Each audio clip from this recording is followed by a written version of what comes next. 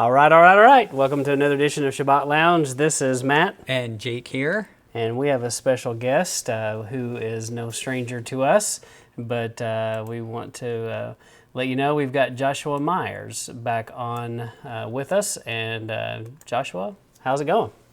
Hey, how's it going, everybody? Thanks for having me again. This is great. Good. Well, we're glad that you could be here, and we talked after our initial interview, and we said, let's go back through and spend a little more time on the Law Before the Law series, and let's talk about that, because it does seem like a lot of people have some fundamental flaws in their understanding of some of these, the law and when it started, and so many people. I don't know about you, Joshua and Jake, but I've had many people in the last month or so say things like, you're under Moses. You're under Moses' law. Have you heard people say that? I have. And it reminds me of some of Yeshua's words where, he's like, it's not me that accuses you, it's Moses. And it's like, he even says that, Moses has the ability to accuse us. So, saying that we're under Moses' law isn't a bad thing, as some people try to portray it as. Yeah, that's a good point. But I also feel like it's one of those deals where it's. I think Moses would be like, "Wait a minute, you said it's my law. Actually, it's Yahweh's law. So don't say it's mine." I think and definitely. Yeah, I think that. Yeah, I think Moses and Paul. I think they could sit down both and have an interesting conversation about. This is what people say about me. This is what people have said about me. So one day I would like to sit down with them and have that discussion, see what they say. Yeah, that'd be interesting. So anyway, we find ourselves talking about, we want to kind of tell you a few things about Joshua here. And so he's got a website. And Joshua, what's the website? So this is kind of the hub of everything I do.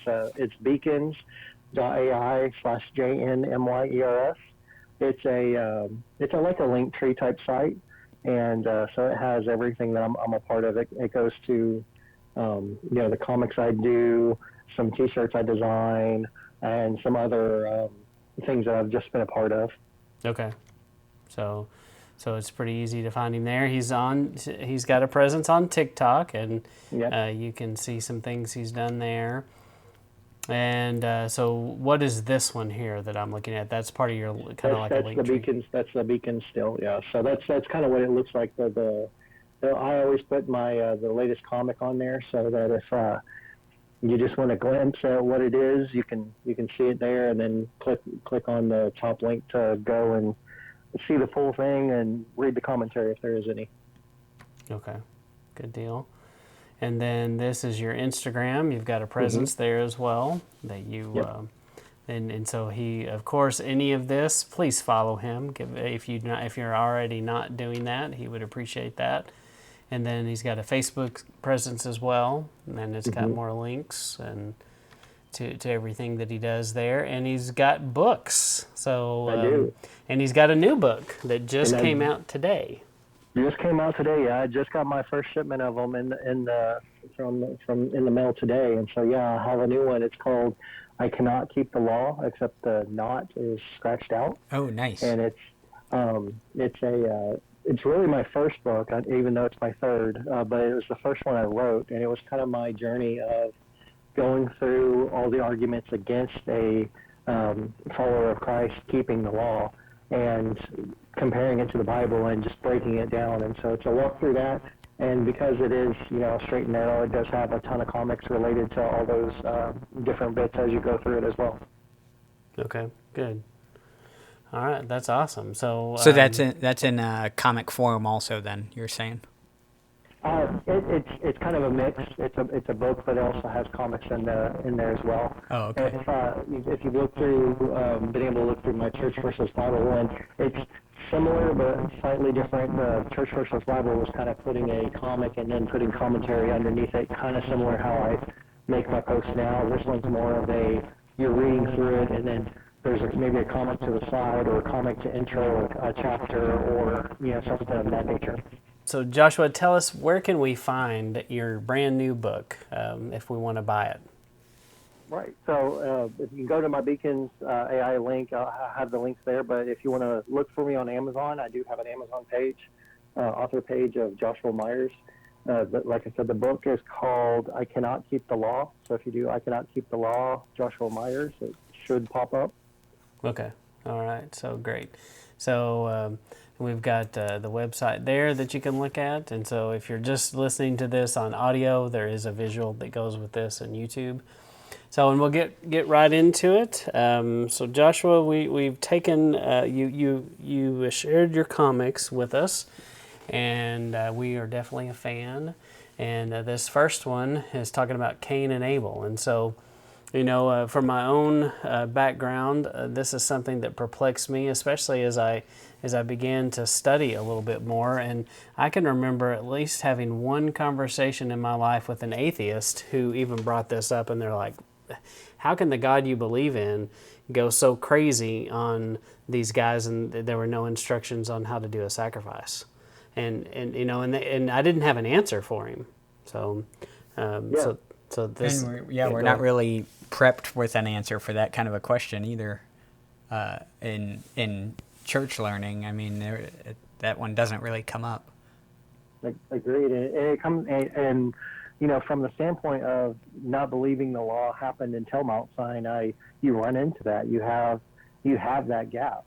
But if we are we going to go ahead and read it? Yeah, we'll go through the scriptures, and the first one we have pulled up here is Genesis 4:3-7.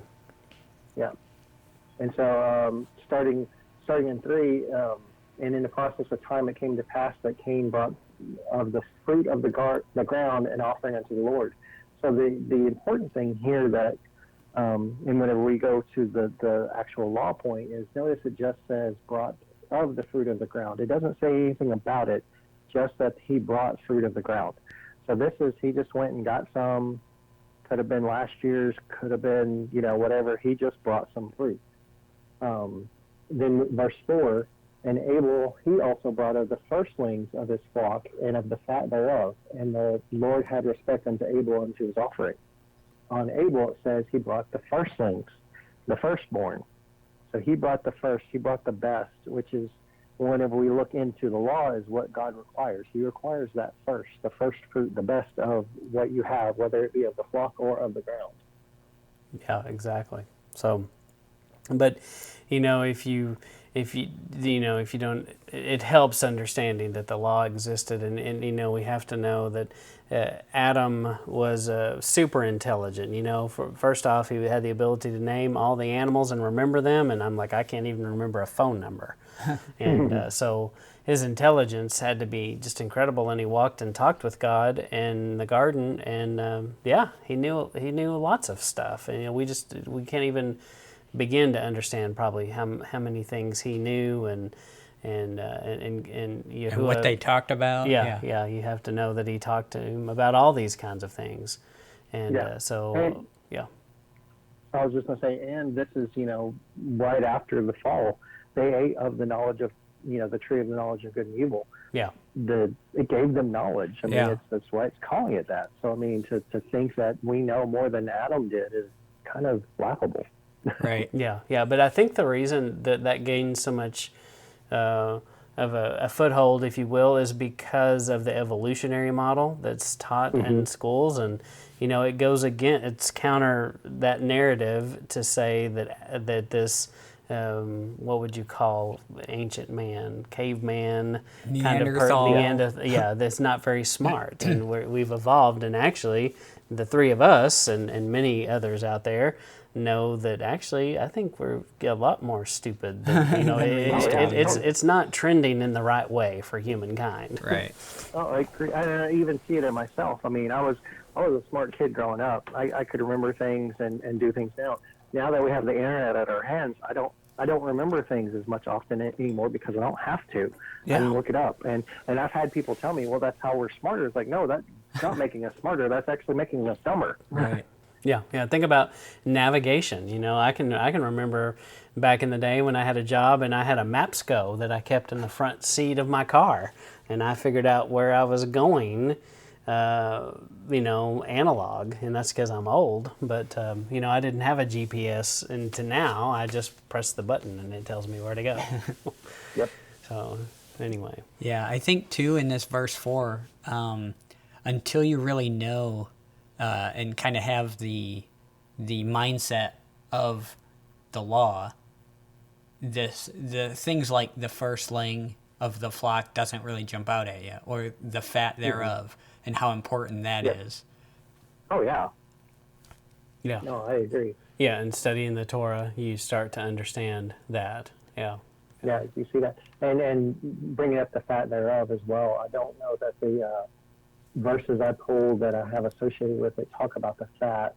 But yeah, that is a good point too, because there are verses that it talks about the fat is God's. It's not ours. yeah, Right. exactly. That's good. And then we also have Exodus 13:11 through 12. Jake, will you read this one? When Yahweh brings you to the land of the Canaanites and gives it to you, as he swore to you and your ancestors, sacrifice every firstborn male offspring to Yahweh. The firstborn male offspring of each of your animals belongs to Yahweh. Yep. And yeah, that's the command. So that's what Abel brought. He brought the firstborn. It doesn't tell us it was a male, but it does say he brought the firstborn. Yeah. And if we're to let the Bible interpret the Bible, while it doesn't say male, and God accepted it, it was a male. Yeah. Yeah, and we can assume that it's clean as Right. well. So, because I Exactly. remember That having too. some conversation with somebody about that, and it was just interesting how they couldn't understand that concept. But I was like, it had to be clean. There's no way that he sacrificed a pig and it was okay. It Right. didn't work that way. Right. And I like the way that you did the comic too, because you don't get a lot of condemnation from Yah to Cain. It's correction he gets. Exactly. And that goes to a point we were going to bring up. We see an opportunity for another another scripture reference. Yeah. So, and that is the idea of the cities of refuge, which we just recently read in the Torah portion, because Cain clearly has this city of refuge that he could go, and he's not immediately given capital punishment, and so it makes me think that. Well, Jake, go ahead and say what you were going to say. I know you were going to say something there. Yeah. So what we've kind of bantered around at our when we do study on this topic is that perhaps, and we'd like to get your thoughts on it.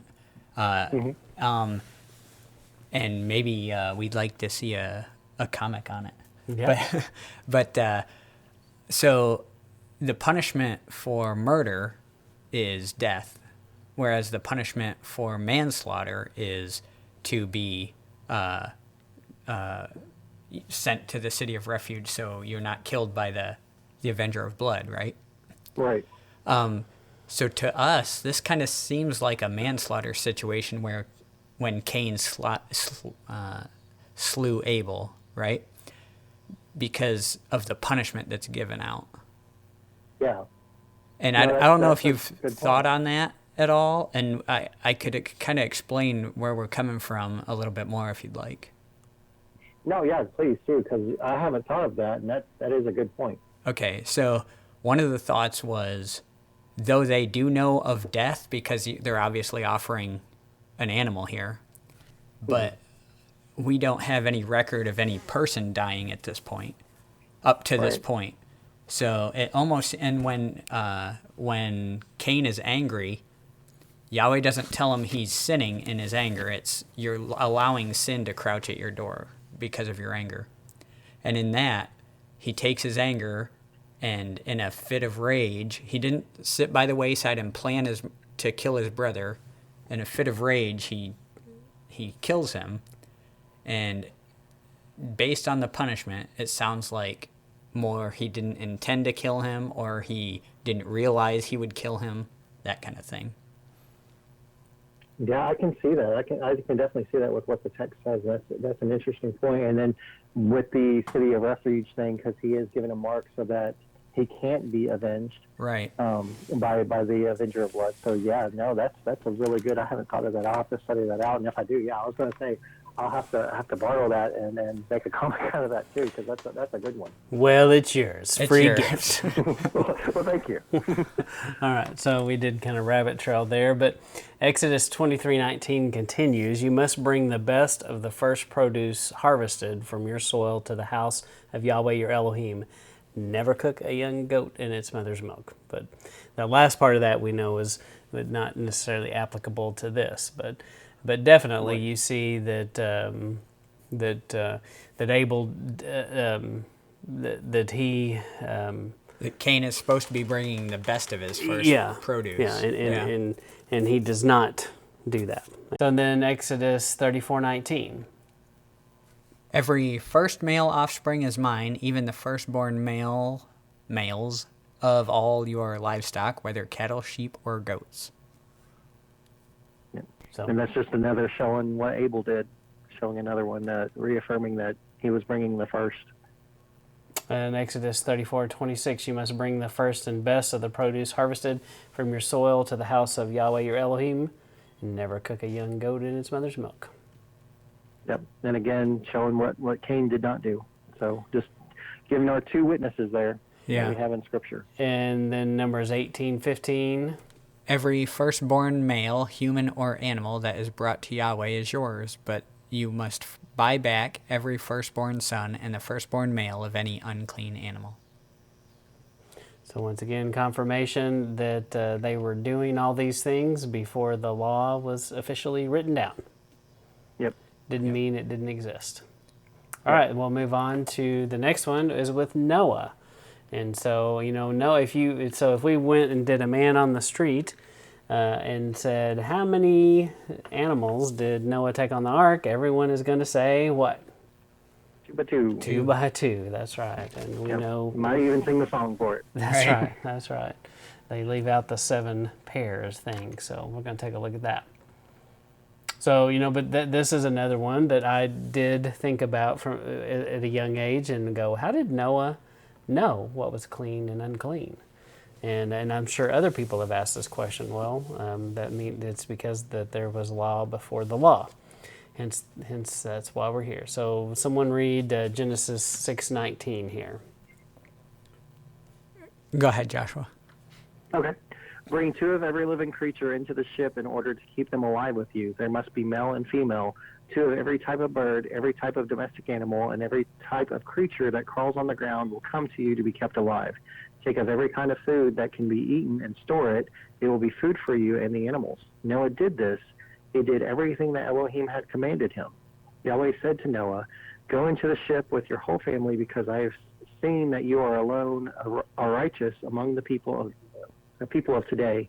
Take with you 7 pairs of every kind of clean animal, a male and a female of each, and 1 pair of every kind of unclean animal, a male and a female.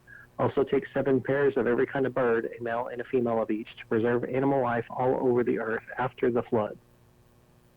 There you go. Pretty straightforward. Yep. Pretty straightforward, yeah. And I'd changed translations on us, but sorry about that. That's fine.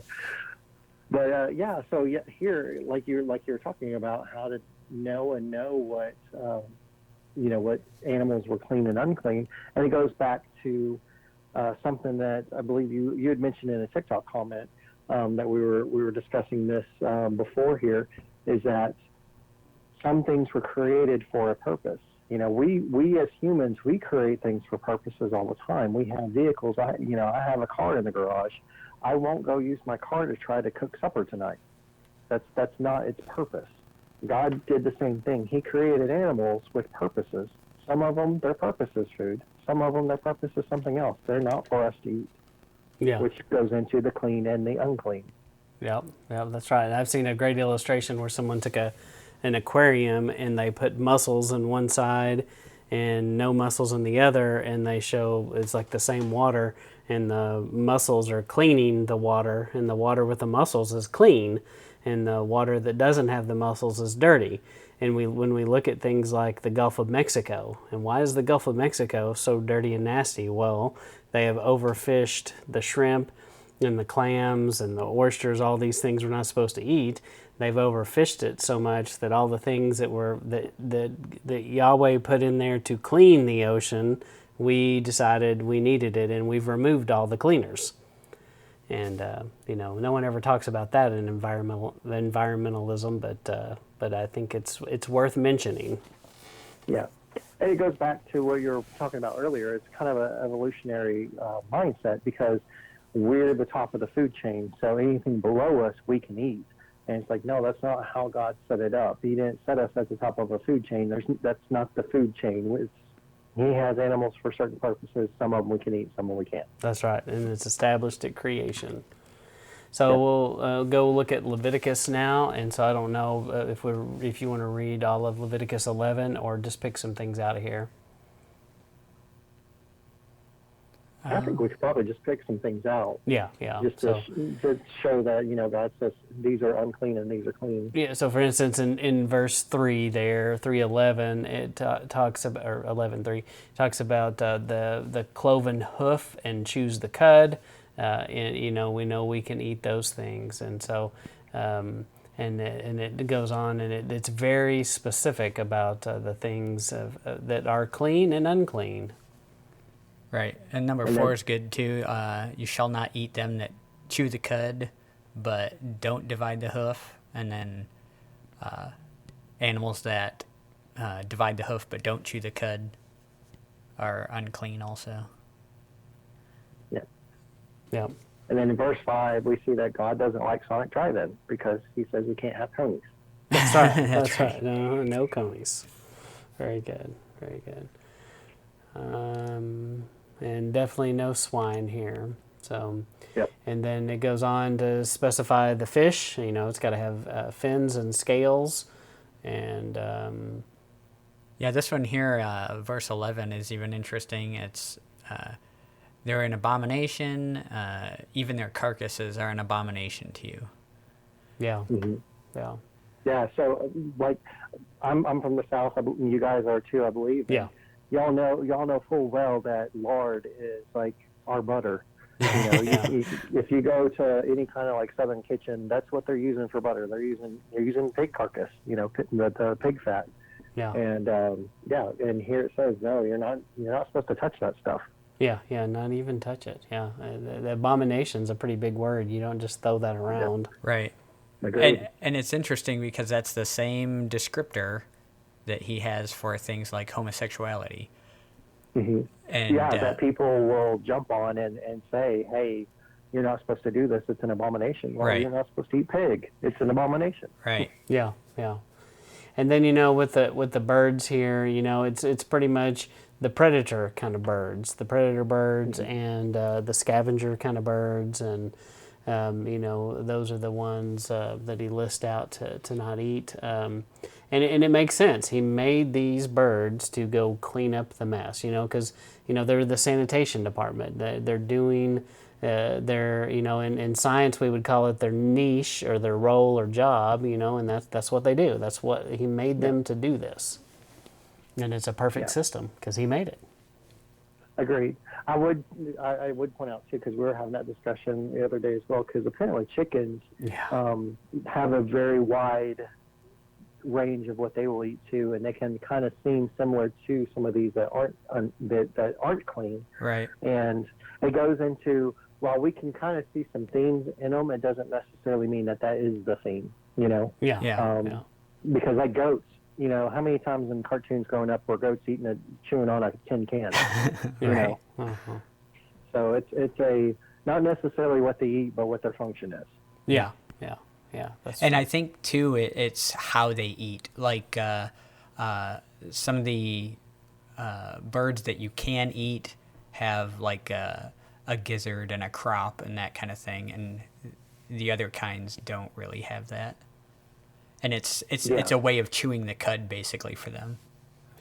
Yeah, and it's also an interesting metaphor for us. I think maybe if you'd say on the sowed level of the scripture, a deeper meaning of it, would be these animals chew on the teachings, if you will. They just don't hear something and accept it. You know, they think about it, they chew on it, they process it, and that's how he wants us to be. He wants us to be thinking about things and conscious of the things that we do, and methodical about what we do, just like these critters are. You know, if you watch a cow eat, a sheep eat, you know, they're very methodical, and they eat a little bit, and then they got to sit down and chew on this for a minute and process it, and then they get up and go again. Whereas, you know, the pig and dogs and other animals, they just, I mean, they Scarf just, it down. yeah, instantly. And then it's over. Yeah, yeah, yeah. It's a way different even style of how they eat. Yeah. And, you know, using that too, I mean, not all of them, but, you know, things like cows, that bit that they're chewing, you know, it stays with them longer as well. You know, and to your point of the, you know, thinking it's not, it's, you know, they have it and then it's gone. Nope, we're losing you again. I think we'll just do our little trick and just, so hang on, we'll just call you again. Do you want to call out a time on there? I don't know, that one lasted longer. Yeah. I mean, for when we start, when you put it together. Okay, perfect. Oh yeah, hello. so I'm at basically 30 minutes in. So Okay. good. We'll move on to the next next piece of this, and so it's going on. Looking at Noah, continuing to describe more of the things to eat and not eat. In 11, you see abomination again, and This looks like a. so in 10, it's, you know, This muscles. is a duplicate. And oh, it is a duplicate. It is, yep. Yeah. There we go. There it 20. is. So, all fowls that creep going on all fours shall be an abomination to you. Yep. This verse 22, I think, gets twisted a little bit sometimes. Like even in this translation, they say the locust and the beetle and the grasshopper. Mm-hmm. That word beetle is generally more something similar to a grasshopper is what it's talking Right. about. Yeah, yeah, and it's important to not just rely on one translation, but to go and compare others and also look into the original words. Right. Yeah, yeah. And this one, you know, it mentions this a couple of times here about not touching the carcasses of these unclean, and you'll be unclean till evening. And just kind of says some of the same kind of things. Yeah. Well, notice too on that, it's not if you eat it, you're unclean until evening. It's always touching the carcass, because farmers, I mean, again, they have purposes. So you're going to have pigs on your farm for a purpose, and sometimes they're going to die. You're going to have to mess with it. So yeah, you're going to have to touch a carcass, not to cook it, but you're going to touch it to, you know, dispose of it properly. Yeah, and that brings up a good point. A lot of people don't understand that there's provision in the Torah for mistakes, for things that happen. You know, and I think that a lot of people that want to argue you shouldn't do this, they don't know and they don't understand that he built provision in it from the beginning for guilt. Yeah, there's a way to resolve this. Yep. It was built in. All right, and then going on 29 through 35. And 35 is interesting because basically if any part of a carcass falls, the vessel should be unclean and they should be broken down. So, you know, if a piece of pottery is sitting out and something happens here, you know, the whole vessel is unclean. Yep. And I think it's because of the pores and stuff whenever they heat up. I know we ourselves had a friend give us one of those stoneware baking things, and we know that they don't follow the same eating methods that we do, and they probably did cook some unclean animals in it, and so we had to get rid of it because it's like, this bush right here. Yeah, no, that's good. That's good. Yeah. All right, good. All right, anything else? I think that was it on that one. Okay. All right, and then let's see. Oh, it's like a water. dead animal on your seed, or an unclean animal touching the seed kind of situation. Oh yeah. So if you're out in the if you have a garden outside and one of these animals dies on it, it's not making your food unclean, which goes back to kind of similar to what Mark 7, where, Yeshua is talking with the Pharisees, and they're like, because they didn't wash their hands, their food's unclean. It's saying, no, your food's still fine. Mm-hmm. It's underground. It's still seed form. Don't worry about it. Mm-hmm. Yeah. Yeah, and just the detail that's in here. I mean, he's like thought of everything. Everything has been accounted for. So Yeah, it's like, so here in 37, it's if the seed hasn't started growing yet, it'll stay clean. But if it has started growing, it, well, I'm basing that off of water being put on the seed, and now the carcass falls on it. Now it's unclean. Right. Mm-hmm. So that makes you think about a lot of the fertilizers and stuff that are like fish meal from like unclean fish and stuff like that. Might be great for your garden, but I don't know. I mean, no, that's a good point. Yeah. That's a good point. And I know last Sabbath at our fellowship, we were talking about somebody was using manure from unclean animals, and they're like, it works really well. It's like, well, I don't know. It doesn't talk about that specifically here. Yeah. So I don't know. Yeah. And you don't always know, especially if you buy manure. It would be hard to know what animal produced it, but definitely something interesting and something you got to research and study on your own. And I don't think you can enforce that on someone else, but if you're convicted of one way or the other, then you should follow that. Oh, totally agree. Yeah, totally agree. And I think where we get in trouble sometimes, people want to enforce something on someone else that maybe's not there, or not solid. Yeah. It goes on in basically 44 through 47 here. But in 47, I want to point out, it says to make a difference between the unclean and clean, between the beast that may be eaten and the beast that may not be eaten. So, he's very clearly, just in case you didn't get it, that that's what this is about, what you can eat and what you can't eat. And then also in verse 45, this is real important, I think. At least it was for me. We like to look at the New Testament and see where Messiah says, "Be holy, for I am holy," and talks about Yahweh saying that. He's quoting from places like this. He's talking about clean and unclean laws, and then he says in verse 45, "Be holy, for I am holy." Yeah. It's a way to be set apart. Yep. Very good. Well, and you pointing this one out too reminded me of Ezekiel 22:26, where a prophetic passage saying, "Her priests have done violence to my law and profaned my holy things. They have made no distinction between the holy and the profane. Right. They have not taught the difference between the unclean and the clean." Exactly. So that right there, it's like it's important to them. No, Right. yeah, absolutely. It's one of those things too.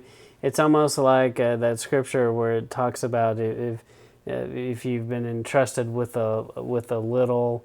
It's just that concept of, and it's a life principle too that we live by. That if I can't trust you with this little thing, well, am I going to be able to trust you with this bigger issue? Exactly. And it's interesting that the first food rule ever given to mankind, the first rule is food. Yeah. And yet people act like it's such a big deal that there might be more food rules, but it is interesting when you put it in that perspective. I agree. But just like Jake said, it's about being holy and set apart people. And then we move on to Deuteronomy 14. And so he lays out some things.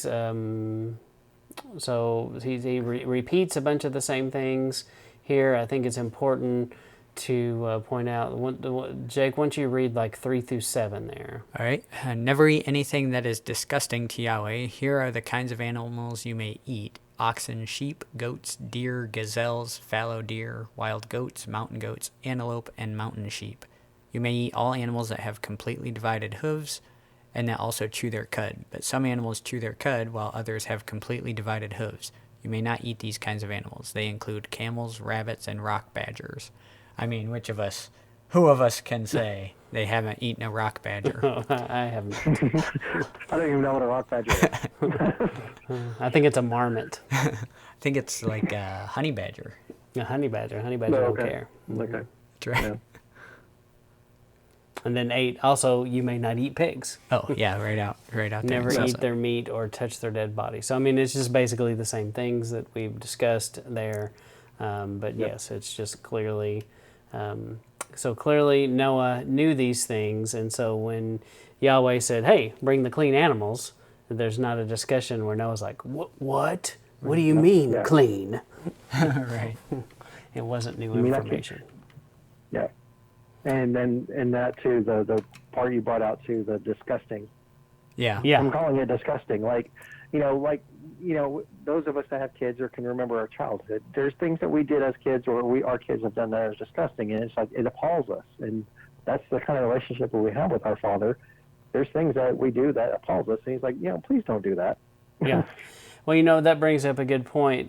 Today I was working on something, and that's what I recorded, and was just that concept that some people fight so much against Torah, and then especially in this week's Torah portion out of Deuteronomy, it's just this long list of all kinds of things, and basically the Torah is your dad writing you this note and saying, hey, these are words to live by, son. Don't do this. Little things like your dad would tell you, don't marry a whore, son. Pick a job that you like, and there are natural consequences, to us when we didn't do what our dad asked us to do. If we didn't listen to the advice, usually it ended up with some consequences. We initially thought our dad was just stupid, but then later we experienced some consequences, and we're like, oh yeah. Yeah, I think too much we look at it like he set up a system, and we have to, if we don't follow it, he's gonna club us. And it's really he set up a system so that the way I picture it is he set it up to kind of run on its own, so he doesn't have to micromanage every little thing. So he set it up to work a certain way, and he's telling you how it works so you don't screw it up and hurt yourself. Yeah. Yep. Yeah. Mostly for our advantage. And Right. it's a blessing to us to do this, and it makes Yeah. our life so much easier. I was just going to say that it's like buying something for my kid. You get this piece of furniture that you got to put together. You got to follow the instructions so that you have this, furniture put together correctly. Right. God has our instructions for having a life living out correctly. And, in the church, we even call the Bible the instruction book. This is how we're to live, except, we've been taught to discount part of it. Imagine if you bought a shelf from IKEA and threw out the first 2/3 of the instructions and then tried to put the shelf together. Yeah. Yeah. No telling what you make. May not work. That's a good point. Good. All right. So then we'll move on to a new one.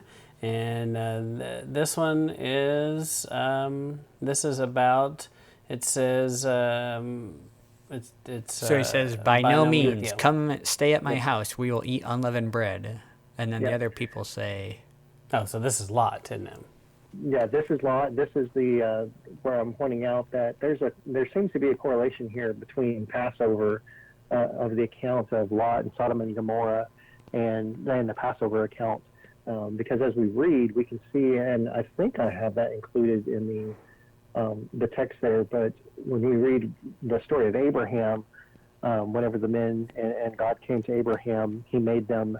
The word for bread there, I believe, is hametz, the bread that has leavening in it.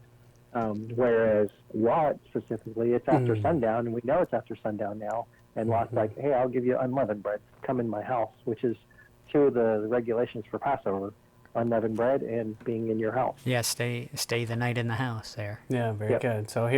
So this account can be found in Genesis 19. And there came 2 angels to Sodom at evening, and Lot sat at the gate of Sodom, and Lot, seeing them, rose up to meet them, and he bowed himself with his face towards the ground, and he said, Behold, now, my lords, turn, I pray you, into your servant's house, and tarry all night. wash your feet, and you shall rise up early and go your way. And they say, Nay, but we will abide in the street all night. And he pressed them greatly, and they returned unto him and entered his house.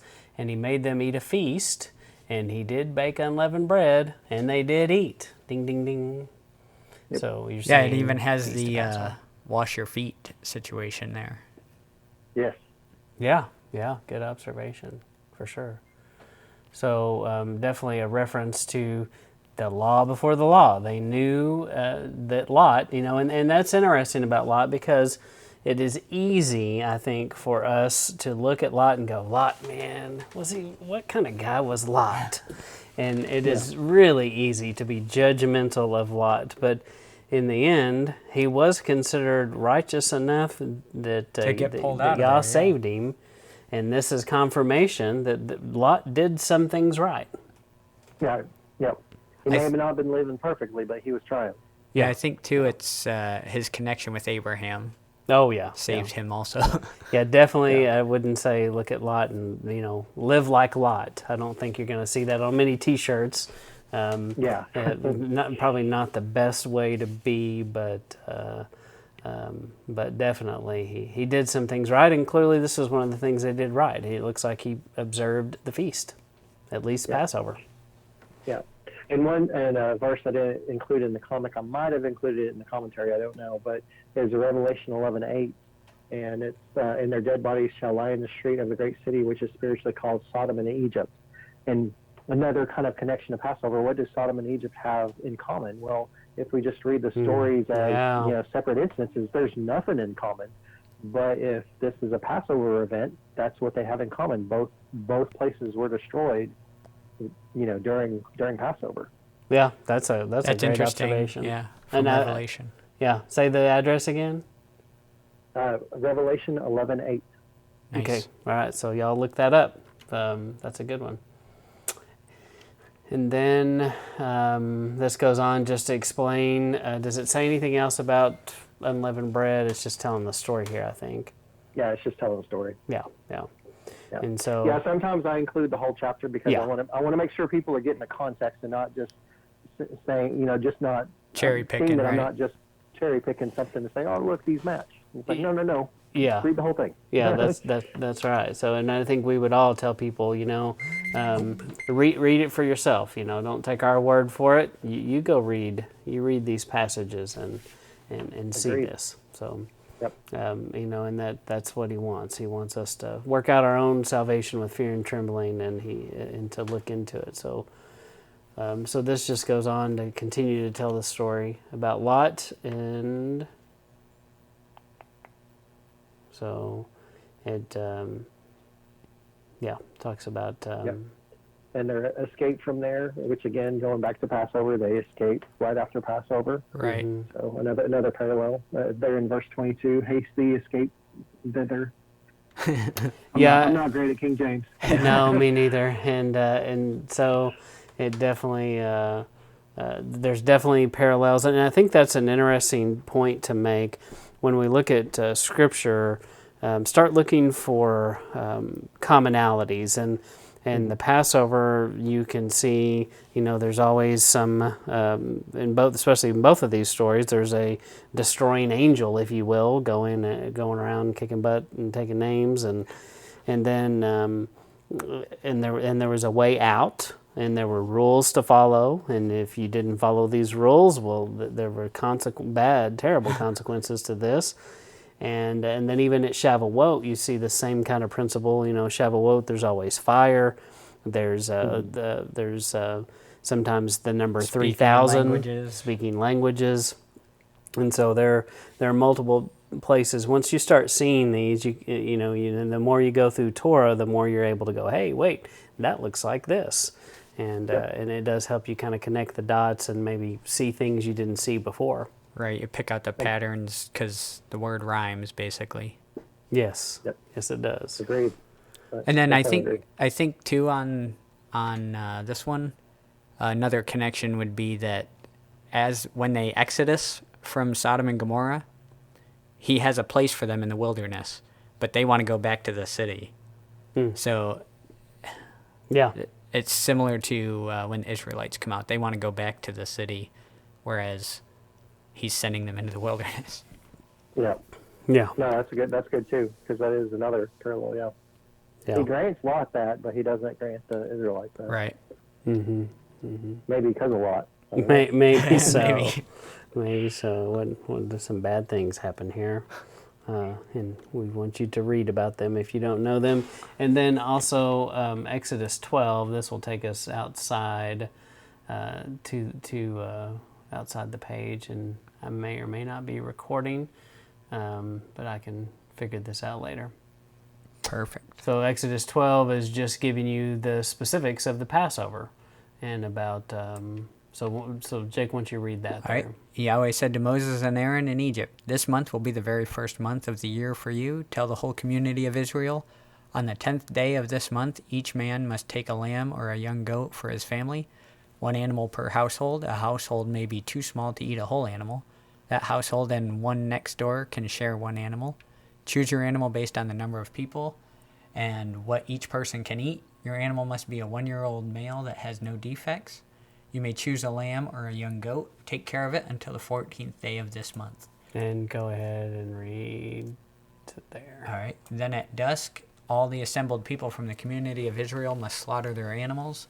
They must take some of the blood and put it on the sides and tops of the door frames of the houses where they will eat the animals. The meat must be eaten that same night. It must be roasted over a fire and eaten with bitter herbs and unleavened bread. There you go. All right, so hopefully we can get back to here. There we go. Beautiful. Okay. And then Leviticus 23, 4 through 8. Joshua, would you read this? Okay. The following are Yahweh's appointed festivals with holy assemblies, which you must announce at their appointed times. The 14th day of the first month in the evening is Yahweh's Passover. The 15th day of the same month is Yahweh's festival of unleavened bread. For 7 days you must eat unleavened bread. On the first day there will be a holy assembly. Don't do any regular work. Bring Yahweh a sacrifice by fire for 7 days. On the 7th day there will be a holy assembly. Do not do any regular work. There you go. So I think we covered all the scriptures that go with Lot there. And then this one is in the way of women, which I know nothing about. So, and it's the story where Rachel wouldn't get up because she was sitting on some idols. And so, if you don't know that story, go look that up. And we're gonna look at some of the scriptures in Genesis 31:34. It says Rachel had taken idols and had put them in her camel's saddlebag and was sitting on them. And Laban rummaged through the whole tent but found nothing. Rachel said to her father, "Don't be angry, father, but I can't get up to greet you. I'm having my period." So even though Laban had made a thorough search, he didn't find the idols.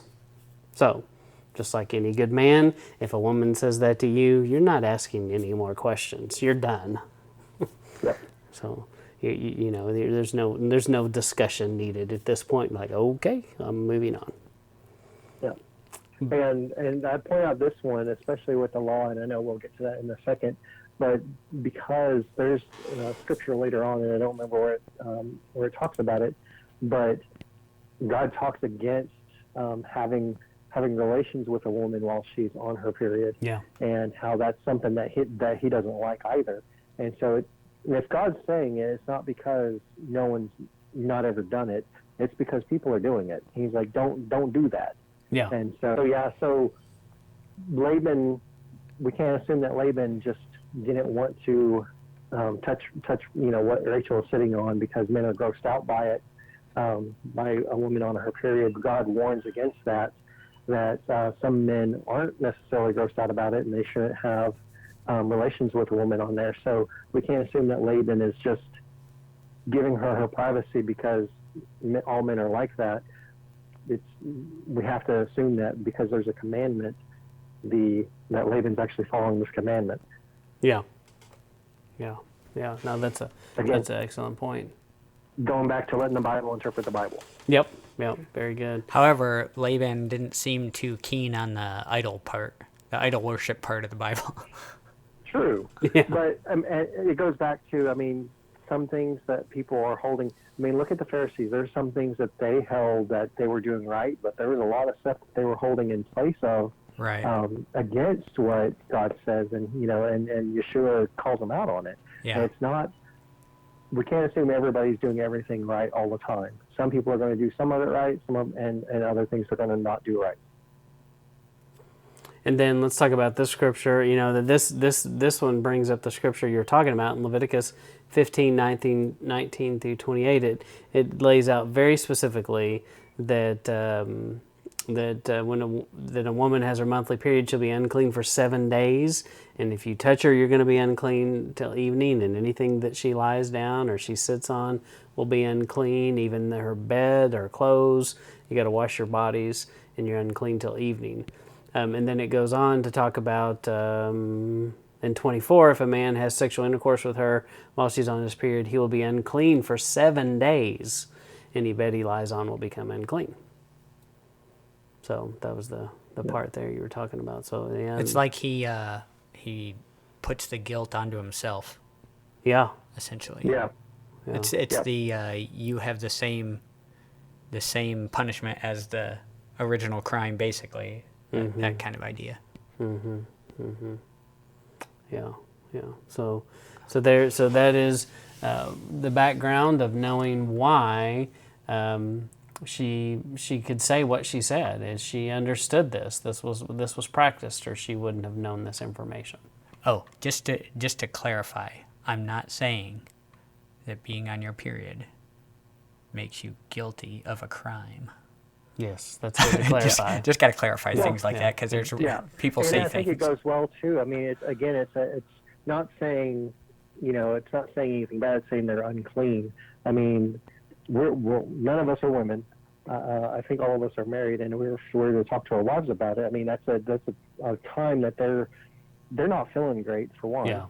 It's kind of like the purification after childbirth. I think that was come up recently with I don't know if it was a Torah portion or something recently, or just something we were digging through here at home. But the same sort of thing where there's so many days after childbirth, and and talking to my wife after the kids we've had, she's like, yeah, it's like I don't want to be touched or anything by anybody, except my child, for those periods of time. And it's like, it makes sense. And we had our children pre-Torah, and so looking back on it and seeing, she's like, yeah, I can see that those were times where I needed to be left alone.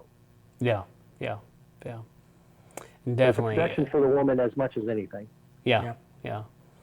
Definitely, and many men have learned lessons the hard way on some of these things. But Torah laid it out for us to follow. And then here we go. We've got another one. And so, what is this one with Tamar? So Tamar and Judah. So Judah got Tamar for his first son as a wife to her. And this one, the other ones, I feel like somebody might argue with and saying you're jumping to conclusions, or you're assuming things. This one, especially whenever we get to read it, how it's worded and how Judah puts it, you can't say that's not the law that was given at Mount Sinai, because Ur was killed by God, and then Onan, Judah says, hey, go and perform your brother-in-law duties and produce offspring for your brother. And that's what many scriptures call the Levitical marriage. Yeah. So is what the subtitle is for. So let's look at this Genesis 38 and read whatever you want to read out of here, Joshua. Yeah. So starting in verse 6, Judah chose a wife for his firstborn son Ur. Her name was Tamar. Ur angered Yahweh, so Yahweh took his life. Then Judah said to Onan, go sleep with your brother's widow, do your duty as her brother-in-law, and produce a descendant for your brother. So that was the point there that I'm trying to bring out in the comic of Onan was supposed to go and produce offspring. Mm-hmm. Onan didn't, and then later on, whenever it comes to Sheila, and I'm trying to find that real quick. Verse 12 there, maybe? Yeah. After a long time, Judah's wife, the daughter of Shua, died. When Judah had finished mourning, he and his friend, I'm trying to read it. He and his friend Hira from Adullam went to Timnah, where the men were shearing Judah's sheep. As soon as Tamar was told her father-in-law was on the way to Timnah to shear his sheep, she took off her widow's clothes, covered her face with a veil. No, that wasn't the part. I'm sorry. Oh, sorry.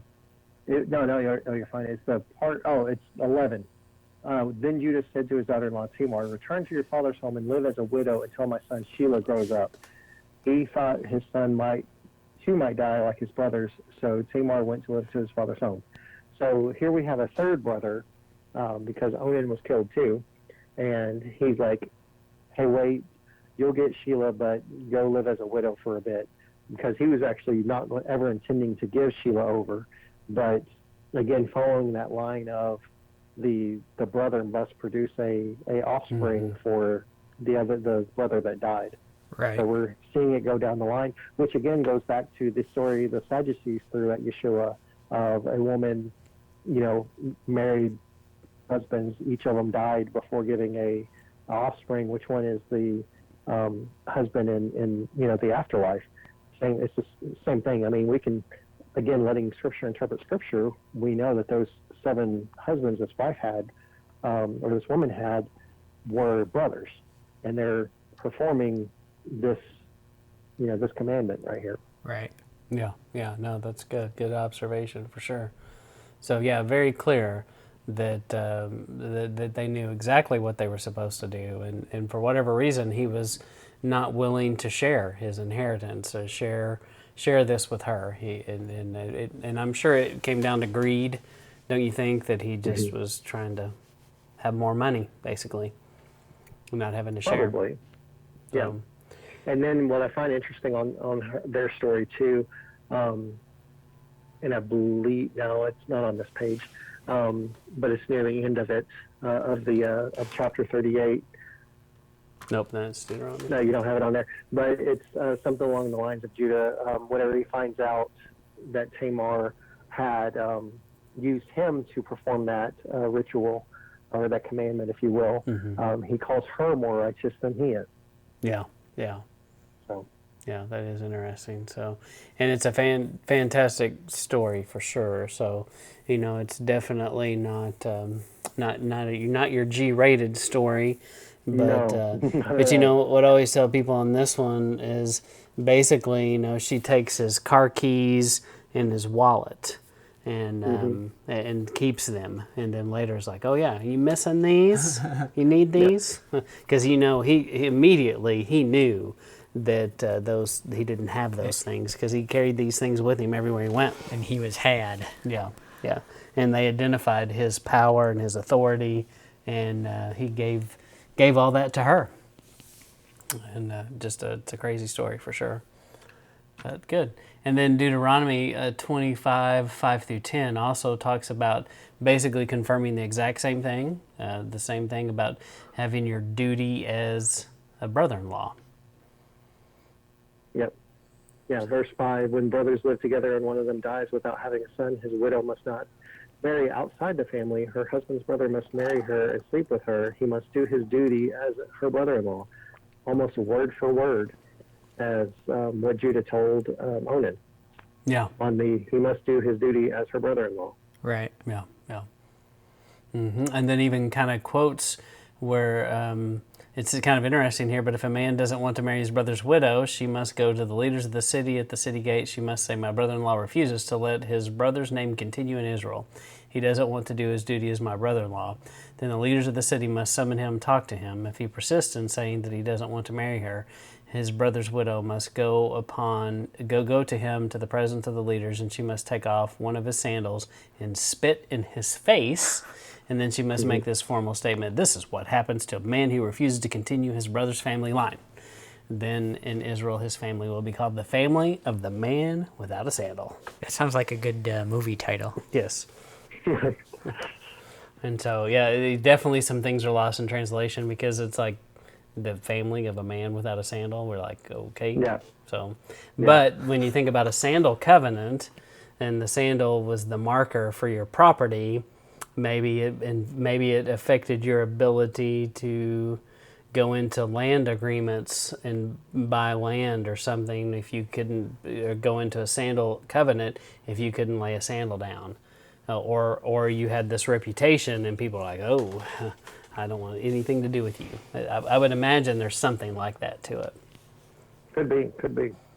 But and then in Tamar's story, does it kind of imply that she went to the leaders of the city? But yeah, did you have that pulled up about Tamar? Yes. And there it says, after 3 months later, in verse 24, Judah was told, Tamar, your daughter-in-law, has been immoral. Moreover, she is pregnant by immorality. And Judah said, bring her out and let her be burned. And she was brought out, and she sent word to her father-in-law, by the man whom these belong, I am pregnant. And she said, please identify who these are, the signet and the cord and the staff. And then Judah identified them and said, she is more righteous than I, since I did not give her my son Shelah. Mm-hmm. So no, it doesn't mention that she was in front of the elders of the city, but Judah. I think it's to say he he was probably a leader of the city. So yeah, it's just kind of interesting. It's almost like it did probably get followed to the T, really. To me, this almost kind of mirrors the Judas story, where the person in charge refuses to make the proper amends, and so he goes and takes matters into his own hands. And that's what Tamar does. Yes. Yeah, so Jake, actually, it was Julia that said that. So she in one of our Shabbats, she was talking about Judas that way, and I hadn't thought about that before. That right, because the penalty is supposed to, if you bear false witness, then the charge is you get whatever the other person, what you accuse them of, would have gotten. And for Judas, it would have been death, would have been the penalty. So, didn't mean to throw that curveball at you, but I thought that was a pretty interesting concept, and you know that is, yeah, because people often debate, is Judas saved or not, and Jake and I did a thing about that recently, and we definitely, well, I guess it was like 2 years ago, but we definitely came to the conclusion that it's a real possibility that he's saved, and we have to acknowledge that. And I think that at least it's a possibility, right? Yeah. So it's interesting. Sorry to rabbit trail, but we tend to do that. No, you're fine. You're fine. So, and then we've got clearly Joseph, and so Joseph with a cougar. And so if you don't know about the Joseph Cougar story. Joseph Cougar Mellencamp. Yes, Joseph. Yeah, very good. So we'll take a look at this story, and so we'll take a look at how did he know the law before the law, or what was the law. So Joshua, will you read this one for us? Yeah. So Genesis 39, starting in verse 7. After a while, his master's wife began to desire Joseph, so she said, come to bed with me. But Joseph refused and said to her, my master doesn't concern himself with anyone in the house. He trusts me with everything he owns. No one in this house is greater than I. He's kept nothing back from me except you, because you're his wife. How could I do such a wicked thing and sin against Elohim? So he's not worried about he's worried about sinning against God. That's the crux of his statement there. How do we know this is a sin against God? Yeah. Without the law. Yeah, that's good. How would he know? And this is another story in Genesis, well before the Mount Sinai. And then in Mount Sinai in Exodus 20:14, I've repeated it for some reason, never commit adultery. I guess emphasis added. Never commit adultery.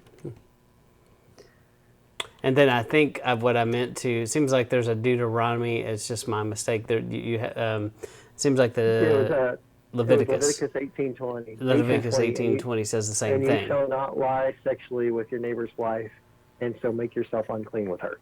Yeah. So So so clearly this is another instance of the law before the law. Yeah. Great. Yeah. Now, again, another pretty clear-cut one, just like the Judah and Tamar one. Yeah, very clear, and one that, one you don't really think too much about, and definitely no one ever explained any of that to me when I was a kid. When you learn the story of Joseph. All right. Yeah. Yep. And then we've got another one. This one is, what's this one about drinking this thing? The jealous husband. Yeah. Very good. Yeah, this one's not, many people probably don't catch it because it happens in Exodus, and so you think, oh, the law's already being given. Well, some of it has, not all of it, because the law of the jealous husband is not actually given until Numbers 5. Mm-hmm. But this account happens in Exodus 32. And, and I feel like this is one of the most important concepts for someone to understand. And once you understand this, Scripture opens up and you see things, because then you can truly understand why one of the big reasons Yeshua has to die on the cross is because he takes this curse of the bitter waters, or the jealous husband, upon himself, and the curse that we are all very much guilty of, and the whole world is guilty of. And and he took that, and I think when he prays, may this cup pass before me, he's talking about this cup of bitter waters. And no one ever explained that to me. I'm like, I'm thinking he's drinking from the cup of wrath. And I guess maybe metaphorically you can say that, but I think literally it was because he's drinking the cup of bitter waters. That's why he says that. Yeah, no, I would agree. I definitely agree with that. And because he knows we're guilty. I mean, so he knows what's going to happen to us. Yeah, absolutely. It is no doubt in his mind. So the golden calf, I think we should read this one because it is so crucial. And so I'll read till verse 7 here. So, and this is Genesis 32. When the people saw that Moses delayed coming down from the mountain, they gathered around Aaron and they said to him, "We don't know what's happened to this Moses who led us out of Egypt. Make gods who will lead us." And Aaron said to them, "Have your wives, sons, and daughters take off their gold earrings they are wearing and bring them to me." So all the people took off their gold earrings and handed them to Aaron. After he had worked on the gold with a tool, he made it into a statue of a calf. Then they said, "Israel, here are your gods who brought you out of Egypt."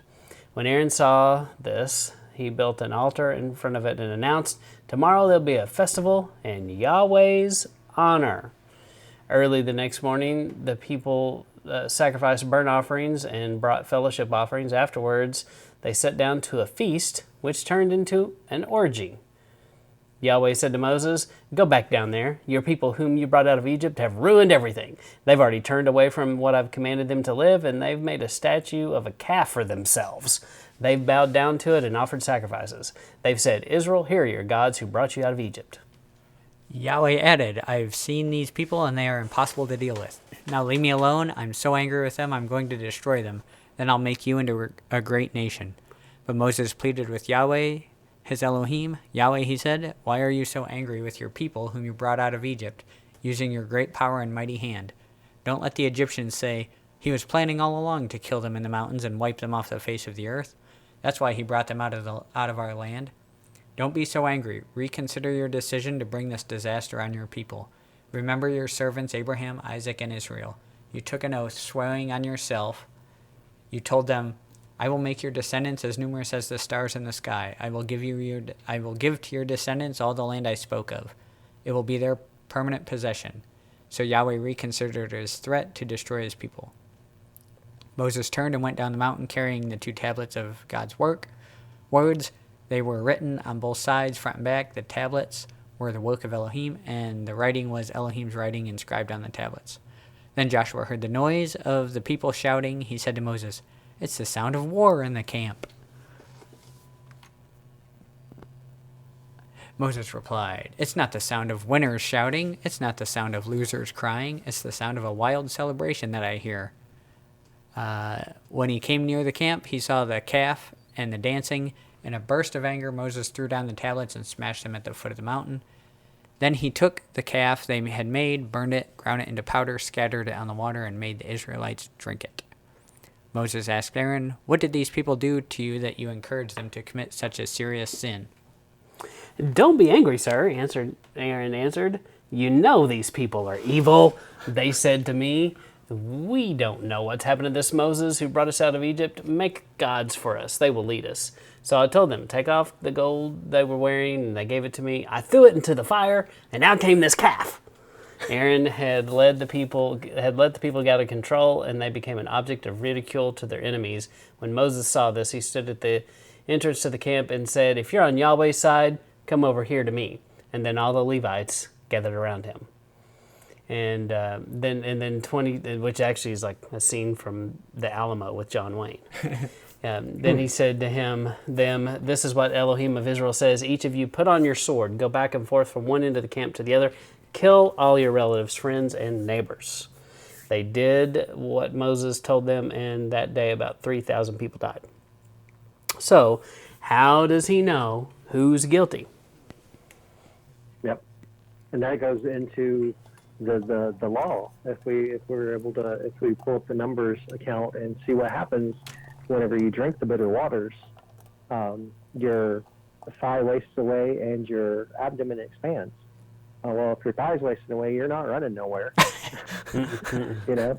They weren't running away. Yep. Numbers 5:11 through 31.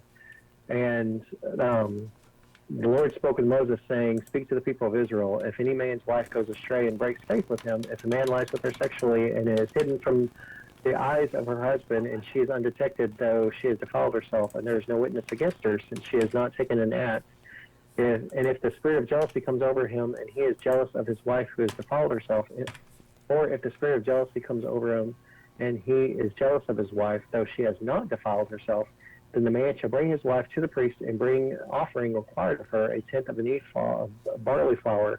He shall pour no oil on it and put no frankincense on it, for it is a grain offering of jealousy, a grain offering of remembrance, bringing iniquities for remembrance." And here's where it gets into the water.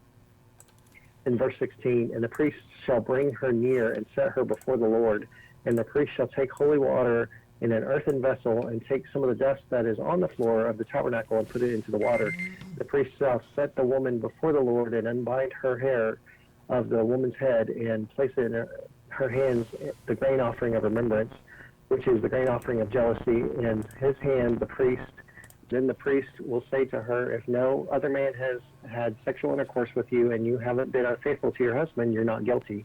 This bitter water that can bring a curse will not harm you if in fact you have been unfaithful and have had sexual intercourse with another man. May Yahweh make you an example for your people to see what happens when the curse of the oath comes true. Yahweh will make your uterus drop and your stomach swell." That sounds like a terrible thing. Yeah, which that one is interesting because it says uterus. Other translations say your thigh fall away, right, and your stomach swell. Yeah. This is the nog, and so it is. If you've ever looked take at it some before, liberties. yeah, it's not always perfect, but I think the thigh rotting away. I think the nog just did this because it's a woman, and but definitely. But yeah, but when it comes to them running through and killing the 3,000, well, again, if their thigh fell away because they drank the bitter waters, they're not able to run off. Yeah, no, that's good. They have clearly been found out, and don't you know they're like, what is happening to me? Because this is a mixed multitude, and how many of them knew all of this? I don't know how many of them knew the consequence. Not many of them. but definitely there were people in this group that knew for sure, and they're watching from a distance, watching this stuff go down, like, oh no. Yeah, no, I agree. There's always a remnant, but Yeah. I always look at too that Mount Sinai and all that as a reteaching, because many of the people had forgotten. Yeah. I think that's a very important thing to remember and understand, that many of them did. They started off there with Joseph, and Joseph was knew about the commandments and the things that pleased the Father, and at some point, a lot of this stuff just got lost. They got fat and happy in Egypt. They're the lap of luxury in the known world at the time, and their life was pretty cush. In a lot of ways, it's a lot like what we live like, and they had it pretty easy in some aspects. Yes, they were slaves at some point, but it took a while to get there, and they got very acclimated in that culture that they were surrounded with. That's why later they're always like, "I wish we could go back." Right. Yep. So anyway, great. That's great. And so that is why you came up with the law before the law, is you started. So you started seeing these things and came up with this. Was there anything else you wanted to say about the law before the law? How you came about? Yeah, it was just that. It was just in my studies, and again, like y'all were pointing out earlier, if we don't know the law, we don't see these things when we read these stories. We just read them and kind of brush them off, and we're like, oh, okay, yeah, that's interesting. I don't know why God's telling me this, but if we familiarize ourselves with the law, we can see that it's throughout Scripture. People are doing it or not doing it, and that's why it's being brought up, is because God has a set standard. This is what your function is as a human being. Was Ecclesiastes 17. 3:17. For this is the whole duty of man, obey God's commandments. Yeah. The whole duty of man. And so that's our purpose in life. This isn't just a suggestion guide. This is what we're supposed to do. And whenever we would look at it that way, we can then see in these stories before the law was ever given that either man doing it or man failing at it. Mm-hmm. Yeah, for sure. No, that's really good. And I so appreciate that you thought that way, and that you continue to make these comics. And we ask that people follow you on your socials and go buy one of these books and bring it in. And there's some great resources. And once again, you just wrote a new book. And what's the name of the book again? The new one is I Cannot Keep the Law. Not crossed out, but you can't always cross out things when you're searching. So it is I Cannot Keep the Law. But yeah. Right. Yeah. Cannot Keep the Law by Joshua Myers. And so they can buy it on, where all do you sell it? That's on Amazon because I'm self-publishing right now, so they're the ones publishing it for me. But okay, yeah. So yeah. And we appreciate you taking the time to talk to us, and we look forward to further discussions and maybe more law before the law. And who knows, there may be a few other things that you find and make cartoons about. Is there any particular piece of your current cartooning that we should know about or point people towards? The thing that I've had done going on recently that I really enjoy is I've titled them in the background WWJD, but they're kind of it's the mainstream Christian Jesus. Who I've drawn to look like, how we always see him. I call him affectionately Mullet Jesus, and Yeshua, and kind of the differences between them. And I always have MJ coming out with, hey kids, and giving honestly really bad advice, but if it was advice that, but it makes sense theologically with what we've been taught in church. And then Yeshua in the background, saying, no, that's not what I teach. No, that's not how this works, or, whatever. And so I've been really having fun with that. I've done, 2 or 3 of those. And so I'm hoping I get some more of those out. Yeah, that's awesome. The way I described that, so you said, we'd say it again, you said he was mullet? Mullet Jesus. Mullet Jesus. I love a mullet. That's funny. Well, one of the thing that I've always described it is, I've said the barefoot hippie Jesus, and so yeah. that's like everybody's loving, peace, love, happiness, man. And I think that's pretty much the Jesus that everybody believes in. And there's a terrible movie that I'm very familiar with, and that's Talladega Nights. And in Talladega Nights, there's a famous scene where he prays to dear baby Jesus. And, the first time I saw that, I think the people I was watching with, they thought it was pretty sacrilegious. But I was actually like, wait a minute, There's some theology here, and that is true. He's really nailing it. That's right. He nailed it. People are fine with dear baby little Jesus in the manger, the little baby that can't do anything and is helpless. They're cool with that. But the other parts of him, they're like, oh no, we don't want that.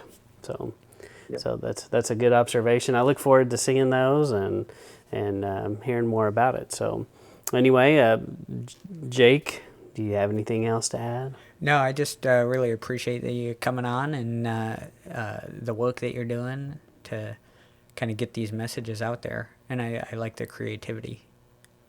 Well, thank you. Thank you. That's fantastic. Yeah, I enjoy doing them. So as long as other people are liking them, I'm happy with that. Yep, we're happy to support your work and promote your work. And so once again, if you don't know Joshua Myers, go follow him. Go check out some things that he's done, and we've given you lots of links here and descriptions, and buy his book, follow him on social media, and we appreciate your time. Joshua and Jake and I are going to continue to talk for just a minute, but we're going to go ahead and sign off the podcast. This is Matt. And Jake, signing out. And Joshua signing out, and we'll catch you later.